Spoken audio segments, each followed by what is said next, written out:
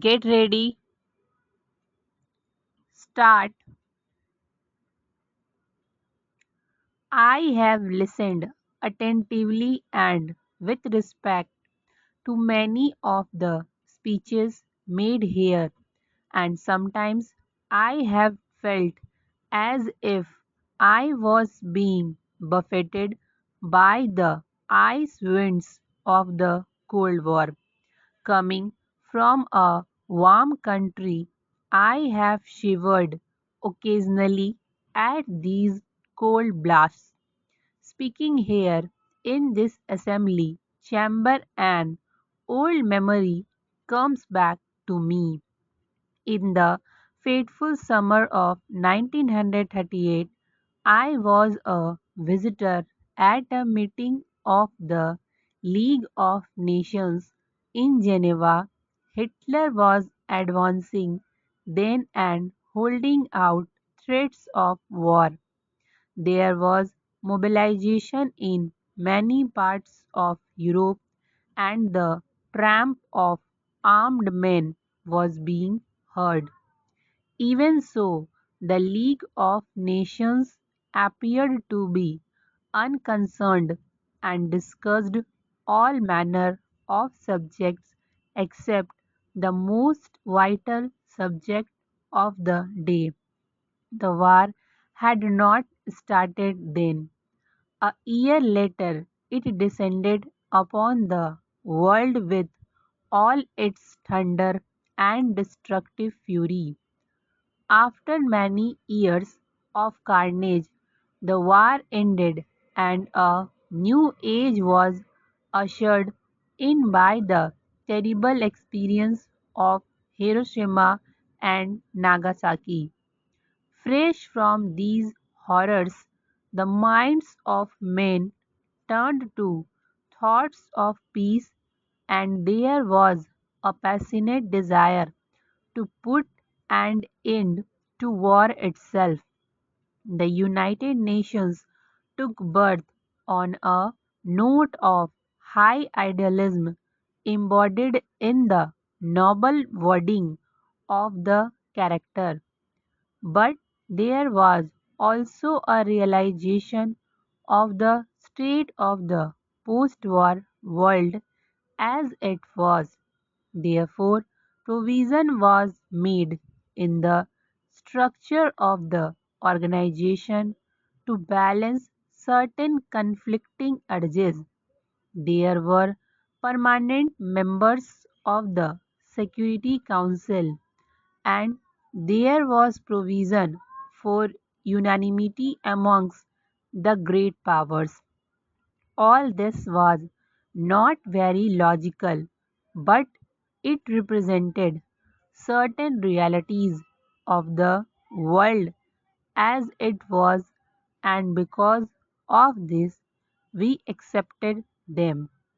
At that time, large areas in Asia and even more so in Africa were not represented in the United Nations, and they were under colonial domination. Since then, the colonial part of the world has shrunk greatly, and we now welcome here many countries from Africa in their new freedom. The United Nations has become progressively more representative, but we must remember that even now it is not fully so. Colonialism still has its strong footholds in some parts of the world, and racialism are still prevalent, especially in Africa. The United Nations has often been criticized for its structure and for some of its activities. The structure of the United Nations when it started was weighted it offer of Europe and the Americas. It did not seem to us to be fair to the countries of Asia and Africa. But we appreciated the difficulties of the situation and did not press for any changes. With the growth of the United Nations and more countries coming in, its structure today has become still more unbalanced. Even so, we wish to proceed slowly and with agreement and not to press for any change which would involve an immediate amendment of the character and the raising of heated controversies. Unfortunately, we live in a split world which is constantly coming up against the basic assumptions of the United Nations. We have to bear with this and try to move even more forward to the conception of full cooperation between nations. That cooperation does not and must not mean any domination of one country by another, any coercion or compulsion forcing a country to line up with another country. Each country has something to give and something to take from others. The moment coercion is exerted on a country, not only is its freedom impaired, but its growth suffers.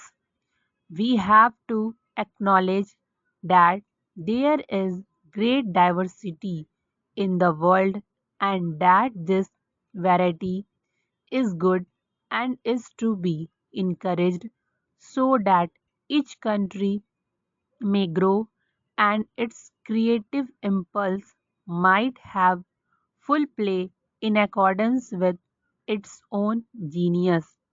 Hundreds and thousands of years of history have conditioned us in our representative countries, and our roots go deep down into the soil. If these roots are pulled out, we wither. If these roots remain strong and we allow the winds from four quarters to blow in upon us, they will yield branch, flower, and fruit. Many of the speakers from this forum have surveyed the world, seen and spoken on a variety of problems. I would like to concentrate on what I consider the basic problem of all.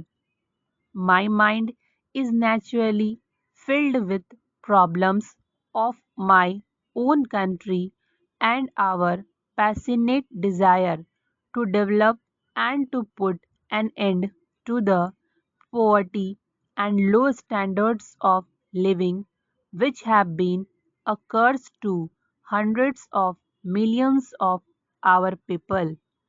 To that end, we are laboring as indeed other underdeveloped countries are doing.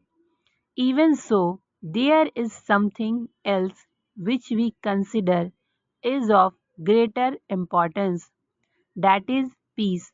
Without peace, all our dreams vanish and are reduced to ashes. The character of the United Nations declares our determination to save succeeding generations from the scourge of war and to reaffirm faith in fundamental human rights.